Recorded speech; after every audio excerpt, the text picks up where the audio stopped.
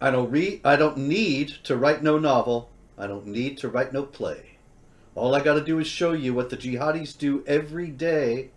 Any fool can see it. Anyone sane would know. When jihadis read the Quran, something's gonna blow. Ladies and gentlemen, welcome to This Week in Jihad. This is the great David Wood with me, and I am Robert Spencer, author of the Quran. We are here yet again to tell you the news that the establishment media refuses to tell you and that the political elites hope you do not know. So this is a number one subversive act you are participating in tonight.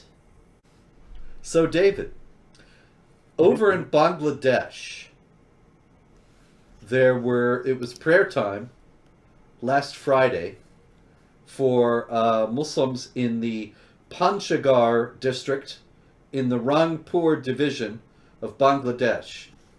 And outside the prayers, the Ahmadiyyas of the local area, the Ahmadiyya community was announcing plans to hold a 3-day religious program.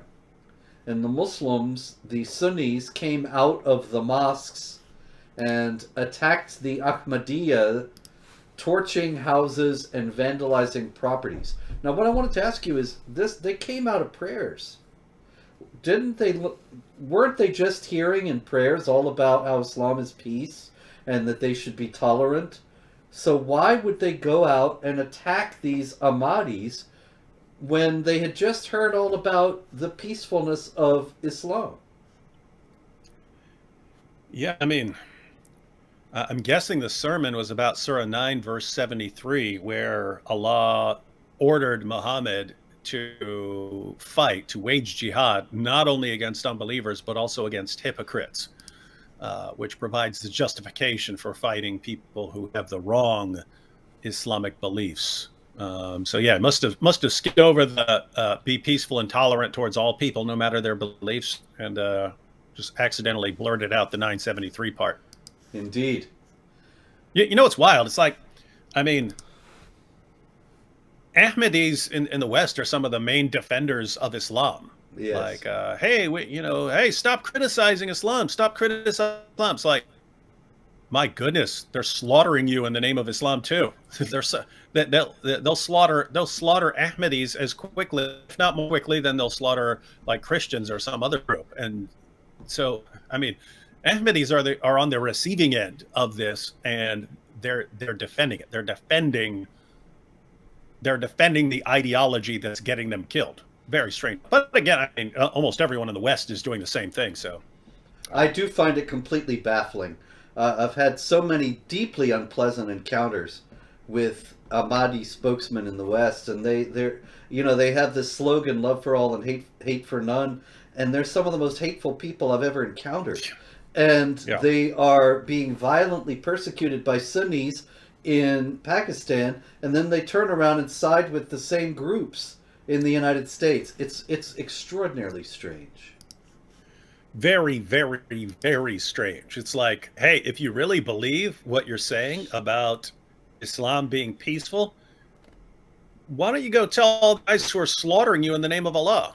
Tell them. Indeed.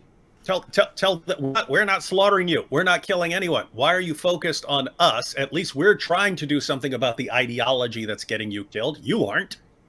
Indeed. Weird stuff. It's You're very defending weird. it. Over in India, same thing, in a similar story as the last one. Muslims gathered after prayers to throw stones and Molotov cocktails at Hindus. And so here again, you have the prayers, and instead of learning all about peace and tolerance, somehow the prayers just got them all stirred up. Meanwhile, in Pakistan, a Sufi, we got a Sufi, David, Pakistani Sufi leader Maulana Dr. Muhammad Suleiman.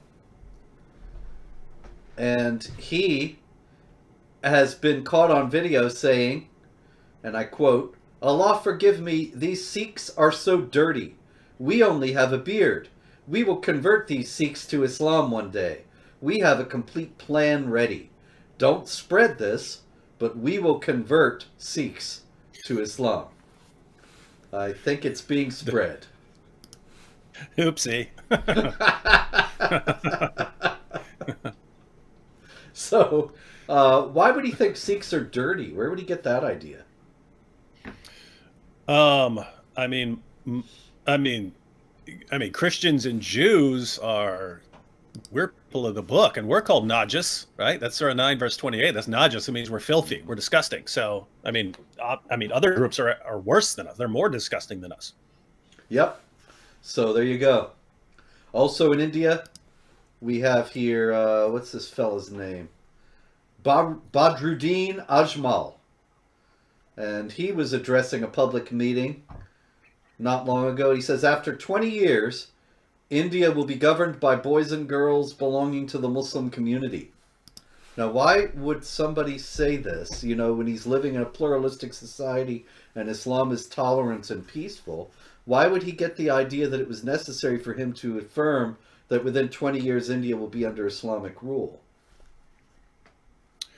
The goal is always to violently subjugate the world. And even though you have had Muslim rulers who tolerated Hindus at certain points in a manner, treating them like they're people of the book, at the end of the day, it's Christians and Jews who have the opportunity to remain, in theory at least, to remain Christians and Jews and not attacked, as long as we're acknowledging our inferior status and paying jizya.